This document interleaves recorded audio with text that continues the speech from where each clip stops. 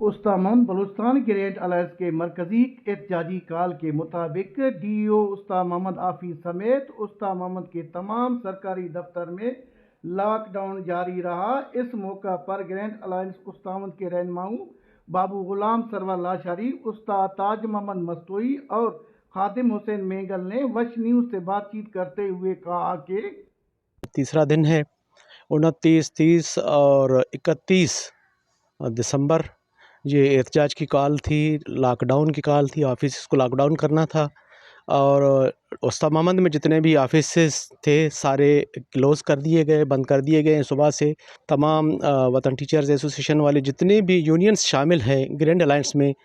سب تقریباً آئے ہمارے پاس۔ جیسے کہ آج ہمارے ایک شیڈول تھا لاک ڈاؤن کا، تو تمام دفاتر جتنے بھی دفاتر ہیں ملازمین ان کو دفتر کو تالا لگا کر آج ہم یہاں پر ایجوکیشن آفس پہنچے اور الحمدللہ پورے بلوچستان میں بشمول ضلع استا محمد ہمارا آخری ہدف ایجوکیشن آفس تھا، ان کو تالا لگا کر ہم یہاں پر اسٹرائک کر بیٹھے ہوئے ہیں۔ استامن کے ملازمین کا کہنا ہے کہ جب تک سرکاری ملازمین کو ڈی آر اے